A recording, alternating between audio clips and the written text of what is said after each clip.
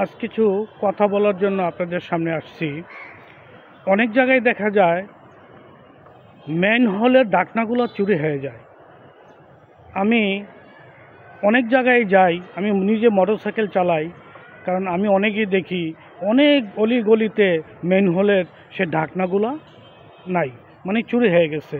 তাই আমি সবার উদ্দেশ্যে একটা কথা বলতে চাই, এই ম্যানহোলের ঢাকনাগুলো যারা চুরি করে এবং নিয়ে তো অবশ্যই বিক্রি করে, যারা বিক্রি করতে চায় আর যারা কিনেন তারা এগুলো না কিনলেই এই চুরিটা আর হয় না।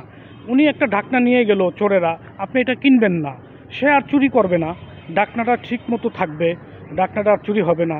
আপনি যদি না কিনেন এই ঢাকনাটা চোররাও কিনবে না। দোকানদার ভাইরা বা যারাই এটা কিনেন বিধাই এটা চুরি হয়। তাই আমি সবার উদ্দেশ্য করে বলতে চাই, এই ম্যানহোলের ঢাকনা যারাই কিনতে চান তাদেরকে সাবধান করে দিচ্ছি, কেউ এটা কিনবেন না। যদি কিনেন আর যদি ধরা পড়েন তাহলে আপনার যে কী হবে এটা আপনিও জানেন না। আপনি কিনবেন না, চোররা চুরি করবে না, দেখবেন এটা একদম চুরি বন্ধ হয়ে যাবে। তাই আমি আশা করি এই ম্যানহোলের ঢাকনা কেউ কিনবেন না, কোনো ভাই কিনবেন না, কেউ কিনবেন না। আপনি না কিনলে এই ম্যানহোলের ঢাকনাটা আর চুরি হবে না। আপনি একটা জিনিস চিন্তা করে দেখেন, এই ম্যানহোলের ঢাকনাটা চুরি হওয়ার কারণে অনেক রিক্সা, অনেক মোটরসাইকেল এই গর্ততে, ম্যানহোলের গর্ততে পড়ে যায়, অনেক হাত পাও ভাঙে, অনেক লোকজন মেডিকেলে যায়। আপনি একটু চিন্তা করে দেখেন ভাই, যারা কিনেন, আপনি হয়তো এটা কিনে নিতেছেন, যারা নেশা খায় তারা চুরি করে তাদের থেকে কিনতেছেন, কত বড় ক্ষতি যে একটা আপনি করলেন।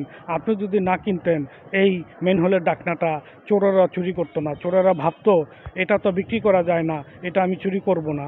তাই আপনাদের দু হাতে ধরে বলছি ভাই, এই ম্যানহোলের ঢাকনা যারাই আপনার কাছে নিয়ে আসবে আপনি কখনো কিনবেন না। আপনি বলবেন যে এগুলো আমরা কিনবো না, দেখবেন চোরেরা আর চুরি করবে না। আমি সবার কাছে এই আশাটাই রাখবো, যেই ভাইয়েরাই এই ম্যানহোলের ঢাকনাগুলো আপনাদের কাছে নিয়ে যাবে আপনারা কখনোই কিনবেন না, তাহলে আর চুরি হবে না। আমরাও ভালো থাকবো, আপনারাও ভালো থাকবেন, সকল ভাই বোনেরা এই বিপদ থেকে রক্ষা পাবে ইনশাআল্লাহ। এই কথাটা সবাই মেনে চলবেন, আমি এই আশাই রাখি। আসসালামু আলাইকুম।